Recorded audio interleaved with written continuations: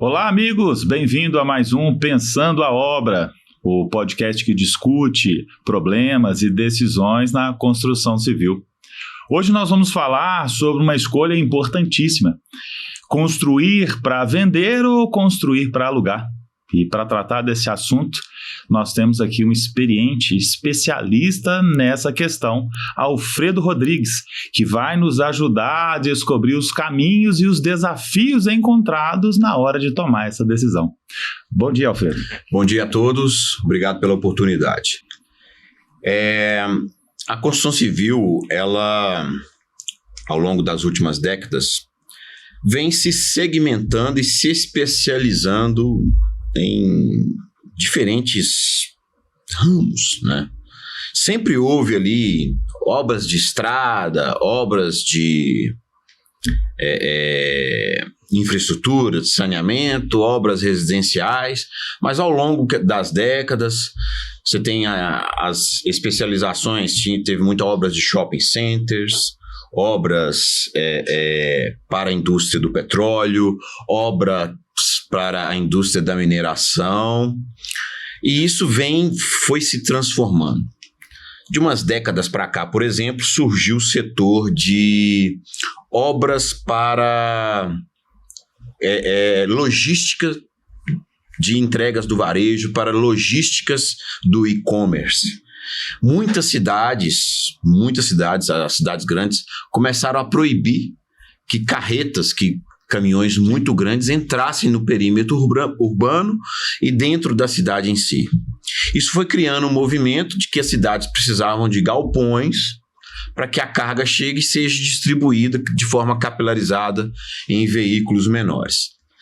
E isso vem acontecendo há algumas décadas, e com o comércio eletrônico, isso se tornou assim, uma necessidade. Então, construir para alugar. Por exemplo, esse campo do logístico, dos galpões logísticos, é um campo que vai muito bem, com rentabilidades que competem e superam a taxa Selic em muitos casos. Você tem fundos imobiliários que muitas pessoas formam um fundo que compram esses grandes ativos que são alugados. Shopping centers foram muito rentáveis, alguns ainda são, outros não, né? São obras para alugar, né? Sempre foram você construir um ativo que não vai ser vendido, que vai ser alugado. Então, isso sempre existiu, mas agora começa a ter uma mudança, né? Uma mudança no tecido social, e obra de shopping center nós não estamos vendo muito, obras de galpões logísticos para aluguel, sim. E começa a ter uma construção civil de apartamentos, de estúdios para aluguel. E eu considero isso um pouco novo, sempre existiu. Pessoas que, meu pai mesmo, aposentadoria muito ruim, ele construiu algumas kitnets que, se não fosse isso, a aposentadoria dele não daria nem para pagar o plano de saúde. E isso vinha agora, mas agora existe um novo perfil, Danilo. Estúdios, né? Uma cidade igual São Paulo, prédios que o produto do estúdio é vendido para o Danilo, mas Danilo não quer morar lá, Danilo quer alugar, porque ele quer completar a aposentadoria dele, ele quer ter o bem e alugar. E isso está crescendo. Está crescendo. Então, e é novo. Eu vejo que poucas empresas, poucos grupos estão enxergando esta oportunidade, né? Por que você vê muito mais uma oferta muito maior de apartamentos para a venda do que para o aluguel? Porque o Brasil sempre foi um país de juro alto. Estamos com um juro altíssimo. Você toma um dinheiro emprestado para construir um conjunto de apartamentos. Você precisa pagar o banco.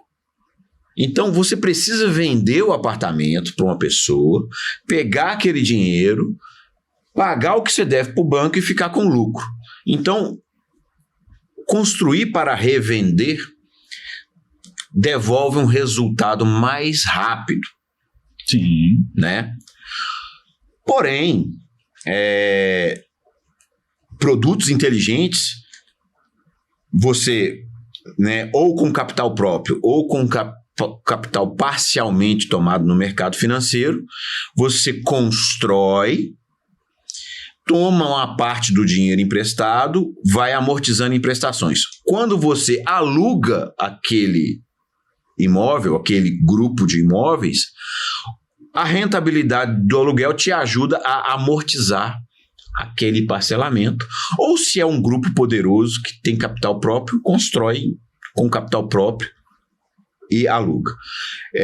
Trabalhei para um grupo americano, de um fundo americano, que compra bens no Brasil, constrói prédios de aluguel e não vende. Ele fica com aquilo porque a rentabilidade do aluguel brasileiro, comparado ao que ele tem nos Estados Unidos, é interessante para eles. Então, existe o mercado a ser explorado, que eu vejo que muita gente não está vendo. Tem ainda aquela perspectiva de alguns resorts, né, que constroem ali alguns apartamentos, alugam frações dele, ao mesmo tempo as pessoas podem usufruir daquele bem, que tem vários donos. Entra nessa modalidade também? Entra. Isso aí é a multipropriedade, né, que teve um boom, uma moda, ainda tem, né? Isso ficou muito conhecido nos resorts. Eles fazem o resort, parque aquático, termal, uma coisa fantástica, constrói lá muitas torres, apartamentos bem pequenos, que conseguem receber uma família.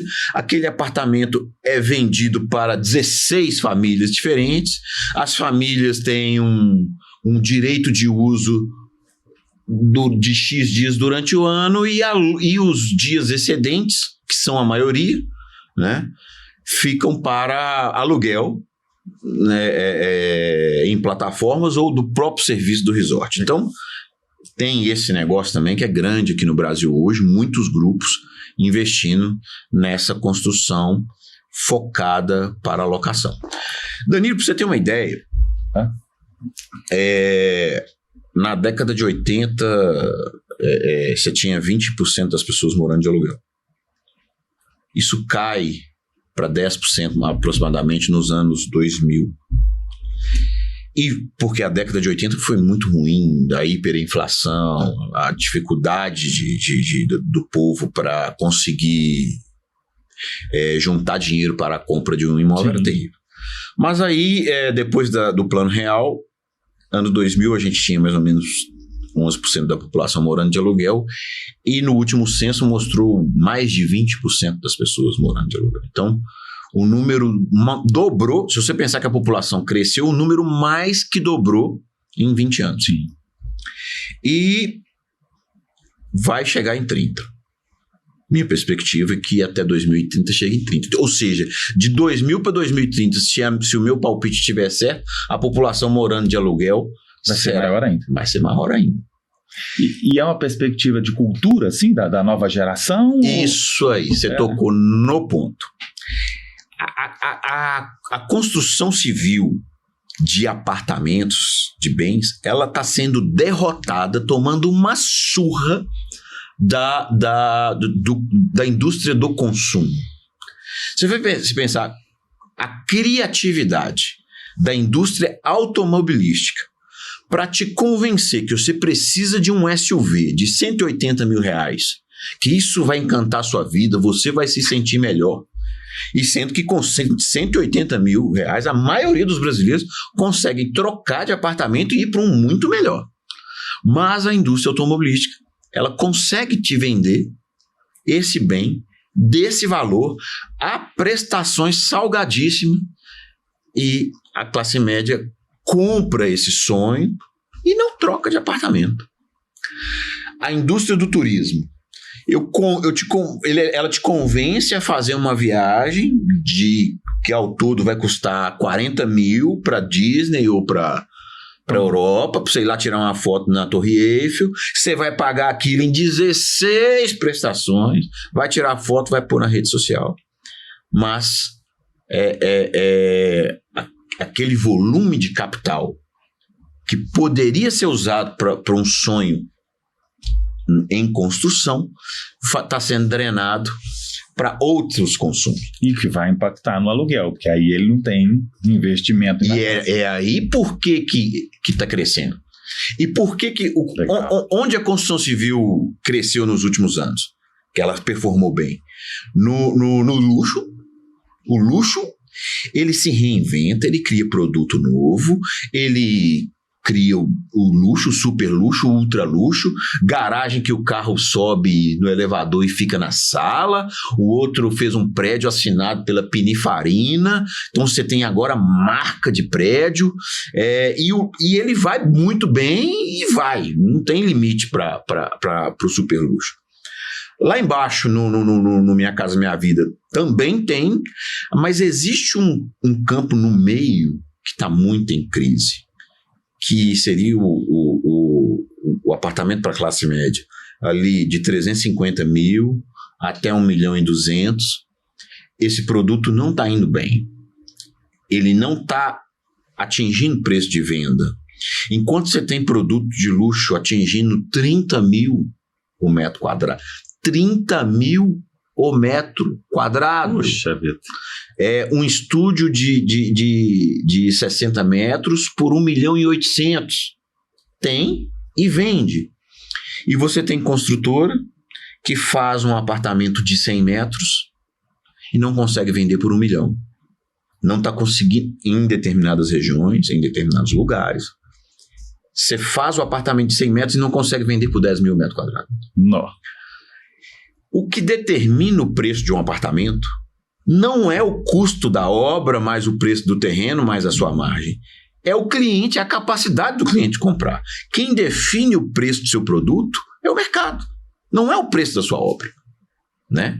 É claro que existe grupo tão poderoso que o preço está muito ruim, não vou vender. E vou esperar melhorar e fica no estoque. Mas tem que ter muito dinheiro em caixa para poder fazer isso. Quando a gente conversa um pouquinho sobre essas crises, sobre esses desafios, né, e a gente acaba caindo em crises também, os impactos que crises econômicas e financeiras vão gerar, né, na trajetória, né? Nessa percepção sua, dessas mudanças, desses investimentos, na sua trajetória, onde houve um momento crítico assim que afetou o setor da construção civil, no que se diz respeito a essas crises mesmo? O juro está alto agora, né? O que esperar do mercado? Houve um momento crítico? Ah, sim. 2014, era o governo Dilma.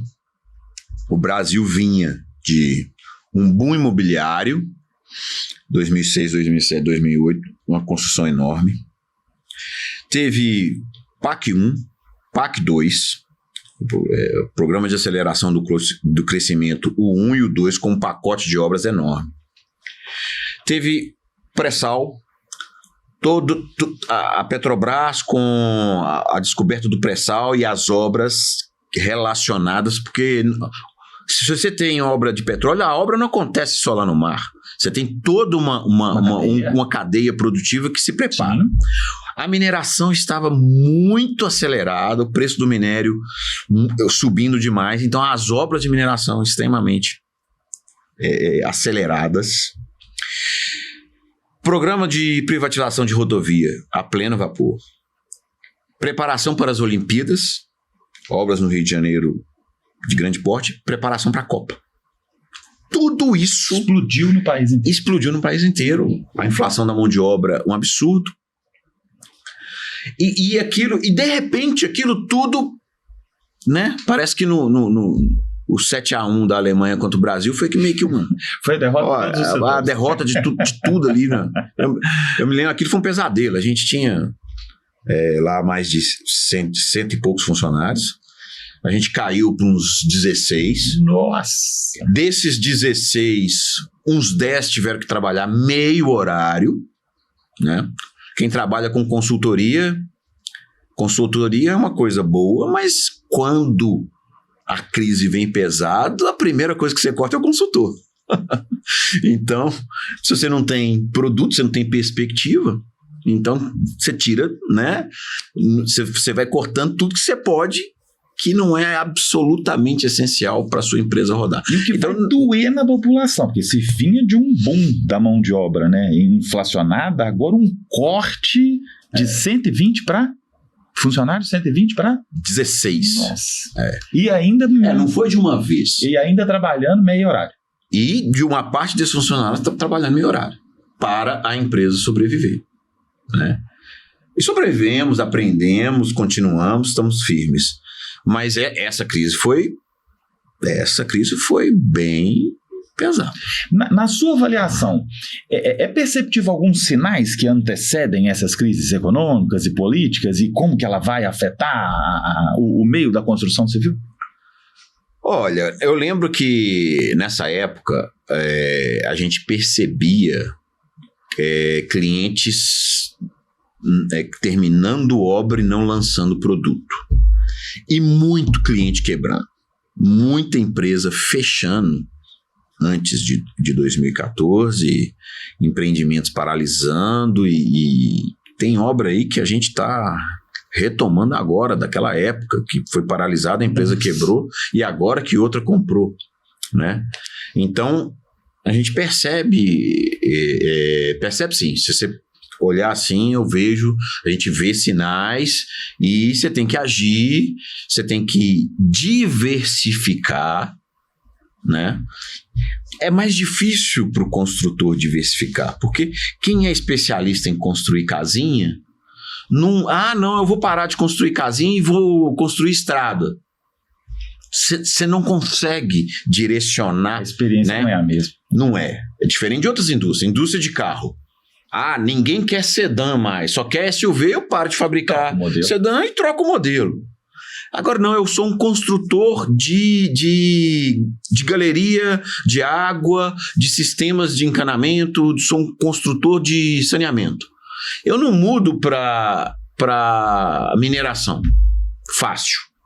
É possível, mas não é fácil. Vai ser uma dor. Então, se o seu mercado começa a decair, e é o que eu estou vendo com esse mercado que eu te falei da classe média ali, do produto que eu ia vender um apartamento por 800 mil, que está encalhado, que não está performando, que o preço de venda não atinge o preço para cobrir o custo da obra, e o juro está muito alto. Meu cliente paga prestação de carro, prestação da viagem e ele não sobra para trocar de apartamento, não sobra para vir no meu produto. Então, essa turma está com muito problema. Essa turma desse produto, em alguma cidade de 1,5 milhão para baixo e em outros lugares de 1,2 milhão para baixo. Depende ali. Essa turma está com dificuldade. E na sua percepção, a construção civil está acostumada a lidar com isso? Porque a crise parece ser cíclica, né? A gente fala disso tem muito tempo. Algumas parecem vir mais forte, outras não tanto. Mas a construção civil já está acostumada com isso? Não está acostumada.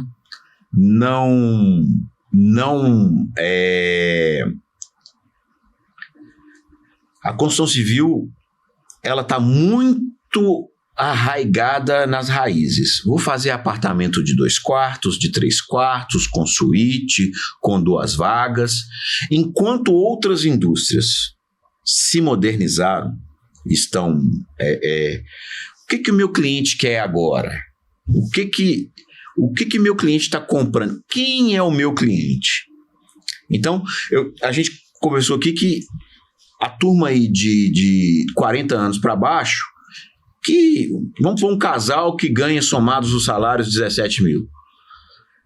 Existe essa onda, não, você não precisa ter casa própria, invista o seu dinheiro, né? E concorrendo com a construção. Concorrendo com a construção. Então, as outras indústrias são muito mais criativas para seduzir o cliente do que a construção civil.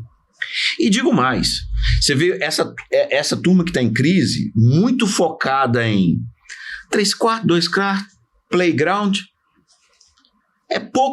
São poucos os produtos dessa faixa que tem lugar para o pet. Que tem lá você tem playground e tem um lugar para a pessoa passear com o pet. uma lixeira para que se o pet fizer cocô, você colocar ele ali na lixeira em vez de ter que voltar com aquilo para o apartamento? Desafios. E o que vai ter mais num prédio agora? Vai ter mais pet ou mais criança? Os carros elétricos chegando, tá adaptado para carregar? Não tá. Até que é do carro elétrico, enquanto o corpo de bombeiro discute aí se pode, se não pode, como que é e tal, que é muito novo também isso. Mas, poxa, a questão do pet, poucos produtos levam isso em consideração. Às vezes a empresa está muito focada, não, eu vou fazer 3 quartos, vou espremer aqui para pôr mais um quarto. De repente, uma área aberta para o pet vai seduzir mais do que um quarto que você estava achando que você está fazendo muito sucesso. Até porque menos filhos por família, menos filhos tudo por mudando família. E concorrendo com a construção civil. Então, existe um desejo por algo mais que o metro quadrado.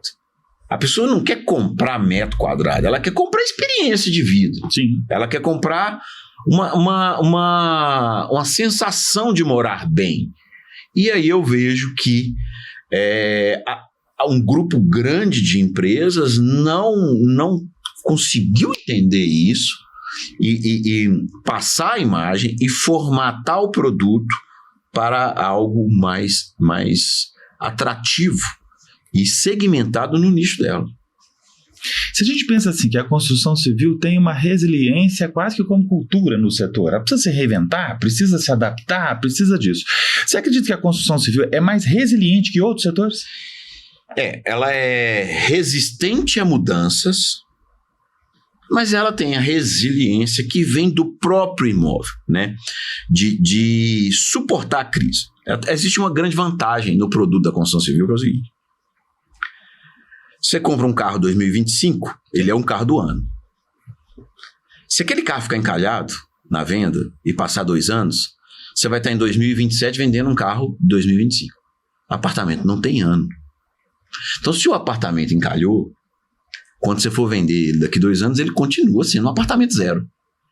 Então, é por isso que as empresas também não mudam. Tem diferenças. Legal.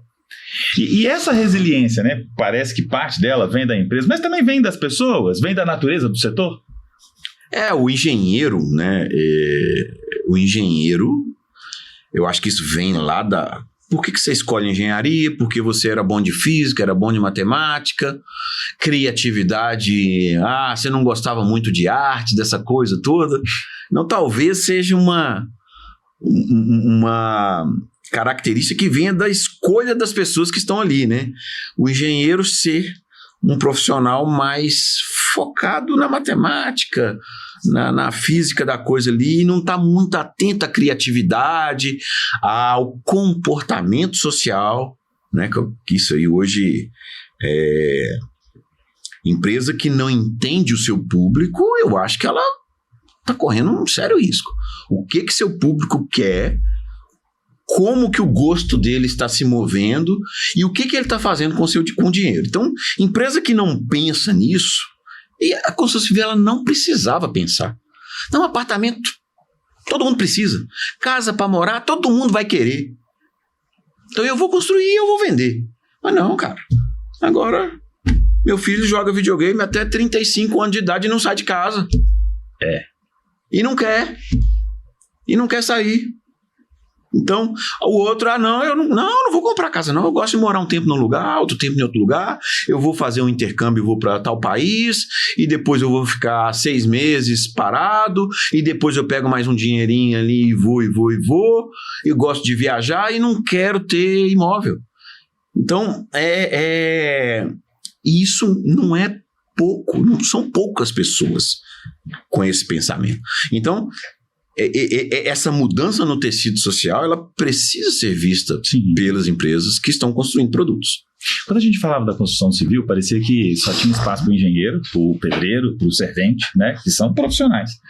Mas quando a gente fala de crise, né, quando a gente fala desses problemas que vão acontecendo na construção civil, que tipo de liderança é necessário para não comprometer a cultura da empresa, né? Lá nos desafios que você já relatou aqui, que passou de uma queda brusca no número de funcionários, enfrentando crise, existe um tipo de liderança específico para tratar isso?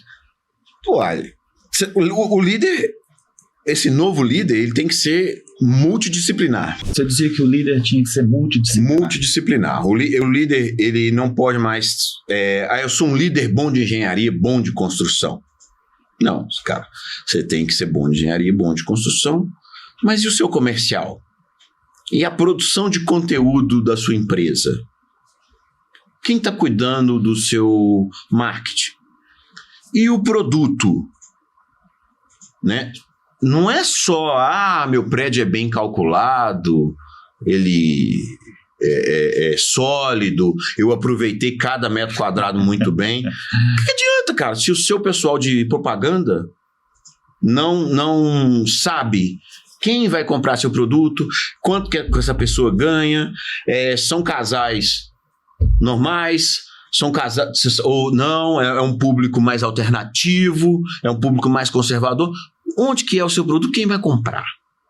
Né? Então, esse líder, ele precisa abrir a cabeça e entender que esse mundo hoje existe e que isso tem que ser forte na empresa dele.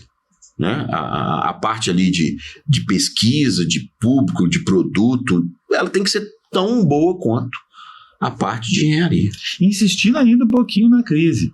Eu sei que às vezes parece que tem crises que passam mais rápidos, né? Parece que foi só uma moda, mas tem umas que perduram por mais um tempo. Existiu alguma que você falou assim, nossa, essa é diferente, essa vai demorar a passar? Como eu te falei, eu acho que na minha vida, a de 2013, 14, 15, 16, 17, nós começamos a sair para o nosso grupo, foi muito forte. Eu formei em 99 e tinha tido aquela moratória do governo Itamar Franco em Minas Gerais, para Minas Gerais, porque as crises, o Brasil é muito amplo, muito grande. Então, você tem crise do lugar, crise do setor, e a construção civil é assim também. Nichos de crise. Né? Nicho de crise. Eu vejo hoje uma crise séria nos produtos classe média mesmo, nem é classe média alta, classe média, uma crise forte ali. Mas no mercado de luxo vai muito bem, o setor logístico muito bem e outros setores muito bem. Então, é uma crise de um segmento, né? E a minha empresa, né, que é na parte de consultoria, de tecnologia, ela também pode sofrer, porque se o segmento que eu estou mais presente cai demais e eu não conseguir me diversificar, eu posso sentir aquilo. Não né? sentir essa visão dessa mudança. Agora eu formei, eu já trabalhava no setor, mas quando a gente ia arrumar um emprego de engenheiro, com experiência, já tinha trabalhado animado, cara, você pegava uma fila de um quarteirão para preencher um formulário, ser selecionado num teste, fazer aquelas dinâmicas de grupo humilhantes. Então ali, aquele período ali, final da década de 90, os primeiros anos foi doído. Agora, com a sua experiência em eventuais crises, o que muda primeiro? Muda o planejamento? Muda o escopo? Muda o contrato? Muda a forma de executar a obra? Olha, primeira coisa, o custo. Você tem que sobreviver.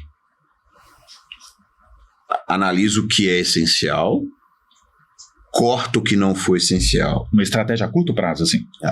Bum, chegou a crise. Você não se preparou, você não viu, ela chegou. Qual que é a sua receita, qual que é a sua despesa, onde você pode cortar? Corta, mas corta sem dó. Corta para sangrar. Para evitar impacto maior. Porque você não sabe quanto que vai durar. Otimismo vai passar, daqui a pouco arruma. Cuidado com isso. A construção civil, as ondas elas são mais largas na base. Não é assim. Não é igual o mercado financeiro. Hoje o petróleo subiu, caiu, corrige e tal. A construção civil ela é um Titanic grande, custas que quando você enxerga o iceberg, se você não mexer no leme ali e tal, vai bater. Porque os produtos são de longo prazo. Comprar o terreno, aprovar o projeto, construir, campanha de vendas, entregar, começar de novo. Então, esse ciclo é grande. Então, se pega uma crise no meio, você tem que ter muita cabeça fria mas agir rápido para que você não quebre. Porque se você não cortar o custo, seu apartamento não está vendendo. Você está com um escritório cheio de gente. E aí? O juro não perdoa. Todo dia, ele está todo dia. Juro é todo dia. Não é nem por mês, não é todo dia. Né? Se você não cortar, meu amigo, aquele estoque ali vai resolver seu problema lá na frente? Não vai. Então, eu acho que a construção precisa ser mais rápida nas atitudes e mudar o produto. Se você está com um produto que não está performando, abre a cabeça. Tem muita coisa aí que pode acontecer. E tem como inovar isso, né? Tem como as pessoas inovar no meio de uma crise, ou é uma questão mais de sobrevivência mesmo? Vê e você lida, corta, né? Corta custo. É uma receita ou tem uma inovação? Você vê uma inovação? Tem uma inovação. E falamos em outra oportunidade o fenômeno do steel frame, que é a construção a seco, com estruturas metálicas, com painéis semelhantes a drywall, mas a construção ela é estruturada, ela suporta muito mais carga, e isso está uma revolução, né? Está acontecendo uma revolução. Não é só para grandes grupos de construção. Já existem construtores independentes construindo em steel frame. Então, você inova no método. Inovar na relação com a mão de obra, né? Estamos com um problema sério de mão de obra. Eu acho que a maior crise de mão de obra na construção civil está acontecendo. Você não resolve seu problema nem com dinheiro. Eu vou dobrar o salário de um ajudante para cargas. E esse ajudante não aparece, né? Então, e aí? Você vai sentar e chorar? Então você precisa inovar, você precisa construir de uma forma diferente e a sua relação, a relação da construtora com o oficial pedreiro, o oficial carpinteiro, o ajudante geral, essa relação precisa ser, você tem que inovar. Saiba o nome dele, trate ele melhor, dê uma condição melhor, tenta entender as razões daquela pessoa, por que ele muda de emprego e não fica. Tente inovar nas relações humanas, porque senão vai ser mais um que vai sofrer. E com essas modalidades novas de construção, steel frame, é possível personalizar mais o imóvel? Porque o prédio, muitas das vezes, ele é construído, você não pode ficar, tira uma parede, põe uma parede. Isso também facilita? Nem tanto. Tá. A estrutura é modular e eu não posso mudar um painel, uma parede de lugar como você pode em alguns edifícios. Paredes, né? Não posso mudar parede de lugar na mesma facilidade de uma obra estruturada em concreto armado. Mas eu posso mudar a tomada de lugar. Eu posso chegar uma porta para cá, uma porta para lá. Então essa parte do que passa dentro da parede, de tubulações hidráulicas e elétricas, favorece bastante. Legal. Bom, nas lições e desafios já aprendidos, você aprendeu na crise, tomou o que você aprendeu na crise, te tornou melhor hoje? Sim. Você aprende a ser mais humilde, aprende que aquilo que você achava que era essencial não era essencial e você consegue viver sem, né? Você descobre quem é leal e quem não é, né? Na hora que a coisa aperta, os personagens se revelam, né? E isso, essa pessoa, eu quero que ela fique comigo até eu morrer. Vale a pena o investimento nela pós-crise. Então, a crise ela tem o lado bom de revelar verdades sobre você mesmo e sobre as outras pessoas. E existe uma habilidade que é indispensável para se manter no setor nos próximos anos? Uma habilidade indispensável. Criatividade. Do time como um todo. Criatividade. Na parte de consultoria, mais, né? Nós que trabalhamos com qualidade, custo e prazo, que é o nosso carro-chefe, é cuidar de qualidade, custo e prazo. Se a gente não for criativo, agora com a inteligência artificial e com as novas tecnologias, você sai do mercado em 4 anos, assim, fácil. Você tem que estar se reinventando o tempo todo. Mas, na cadeia produtiva, de toda a cadeia produtiva da construção civil, a qualidade agora será em toda a cadeia da construção civil. A criatividade agora será um quesito fundamental de sobrevivência. Quem não tiver criatividade para acompanhar a mudança não vai conseguir performar bem.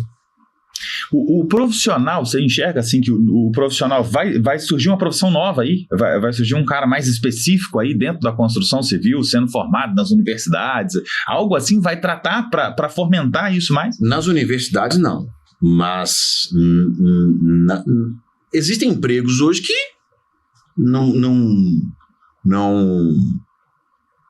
não existe. Eu acho que não existe curso de gestor de tráfego pago. Né?